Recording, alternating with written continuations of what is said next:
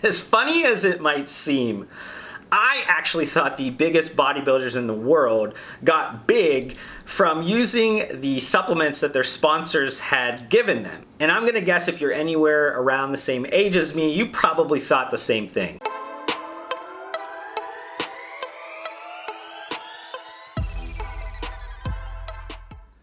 So about 20 years at this point, I first walked into a GNC location, walked in there with my father, and the purpose of us walking into GNC and buying some supplements was that I had seen some supplements being advertised in, I believe, Flex magazine, also Muscle and Fitness, and there was these very big bodybuilders that were in these ads and they were pushing some sports nutrition products. And I had no real intention of ever being a bodybuilder. I still have never had any desire to be a bodybuilder. But what I did at the time want to be was stronger and a little bit bigger for high school sports. Now, not to give away what I bought or what brand I bought it from, I'm assuming that most of my industry veteran listeners or watchers can probably guess it just from me listing out a few of these things. We're talking about the early 2000s, we're talking about me buying this in GNC, and we're talking about them being a ton of ads in Muscle and Fitness and Flex magazine. Can you guess what I bought? And I figured when I bought those products that if those bodybuilders can get as big as they were on those products, that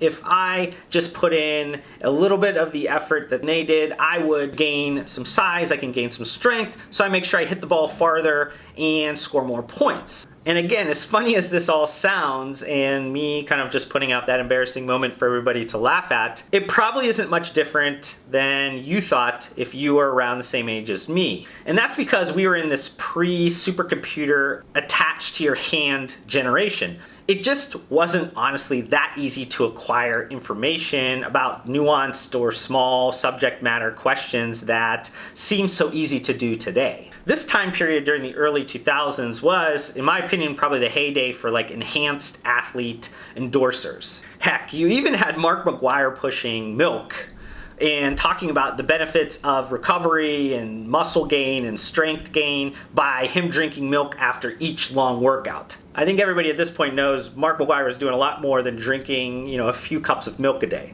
But today is very different than it was in the early 2000s or the late 90s in terms of the era that I'm talking about. So why does supplement companies today still use enhanced athletes or Photoshop models when we do have all of this information at our fingertips? My argument is that yes, today is very different, but it's also similar in a lot of senses because human nature hasn't changed at all. While the information is 100% out there and you can do the research and figure out that maybe these athletes or models are not as what they seem, it is that same technology that I believe is actually making this trend continue and over the last 2 decades even become a little bit stronger. So I think first it's important for us to just define why this idea of enhanced athletes or Photoshop models are used within supplement marketing. I think the rationale is quite obvious. I think if you're going to pair a product with an attractive fit model, there is an assumption that a large set of consumers will see that product next to an attractive fit model and think, hey, if I take this supplement,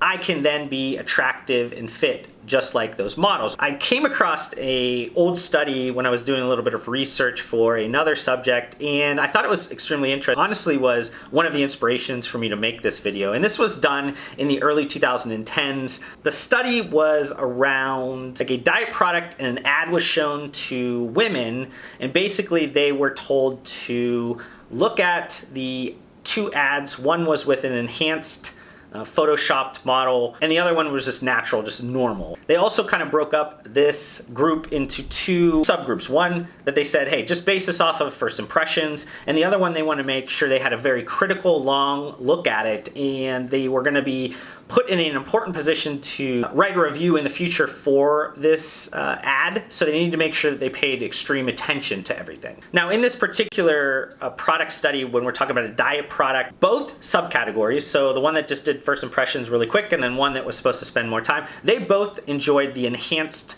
model advertisement better than the normal one. Now, when this study was duplicated for other product categories that maybe didn't have a very strong connection between attractiveness and the product, could be talking about maybe shampoo or deodorant or something like that, there was a difference in the people that was told to particularly pay more attention because they needed to write a review. They didn't like the enhanced model or athlete advertisement.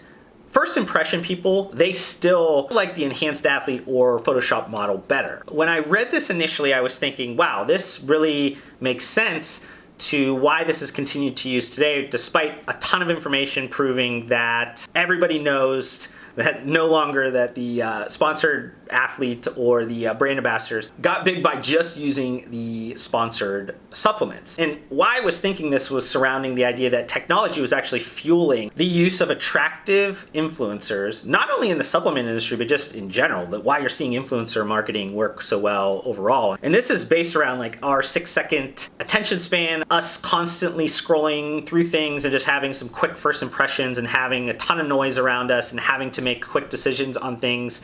By just having a bunch of first impressions quickly, you are going to tend to like enhanced models or athletes much better than just normal ones. And that is what is at the core of why this is continuing to happen, because you could still pull the wool over a lot of people's eyes by doing this. And though you might not be seeing what I call like human clouds, these massive bodybuilders on print ads, and maybe that has no return on investment like it did back 20 years ago when I was a kid and I looked at them as maybe superheroes, it changed and morphed into something different, something bigger, much bigger. And this is because of Instagram. And Instagram is really at the root of what is happening in terms of using enhanced or Photoshop athletes and models to market supplement companies or just categories as a whole. But are things changing? Are they going to change at all? Is this just something that's going to be always human nature, or are we seeing cracks in the armor of this? In my opinion, ambassadors, athletes, whatever you want to call them, need to align with the brand story,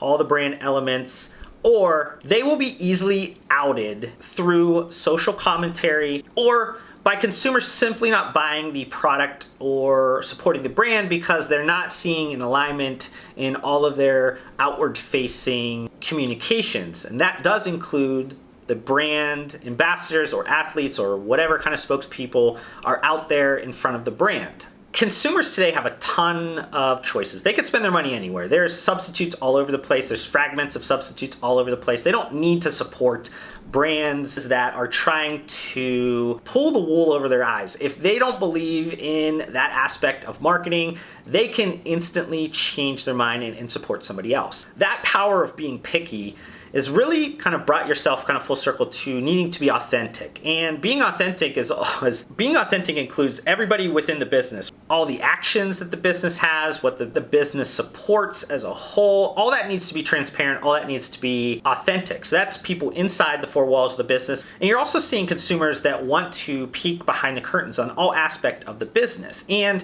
if you're gonna have a lot of kind of unauthentic things be the foundation for your brand, ultimately it's going to come crashing down because you cannot fake it long term. It's not possible for you to long term build a sustainable business today on a facade that could be easily broken.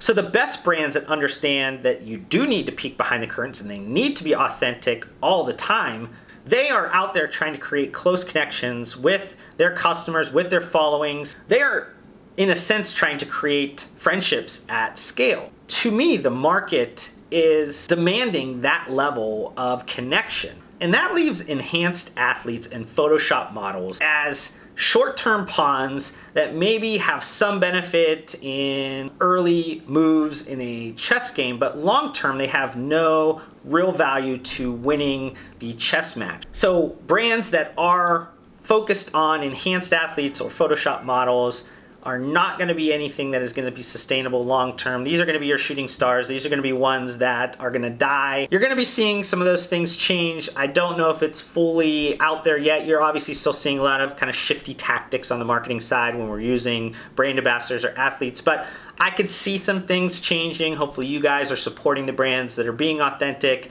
and doing the right thing when you're spending your money, because that is the best way to get the change that you want to see in the market. Thank you so much for watching this video. If you want to help support me, make sure you guys hit that thumbs up button on this video. If this is the first time you've been introduced to my videos. Would love for you guys to be a part of my community by subscribing to my channel. I upload several videos just like this weekly. And if you guys want to connect further outside of this platform, I do include all of my social media links down below. I just want to thank you guys again for your time. Hopefully I gave you some value in return, and we'll see you guys on the next video.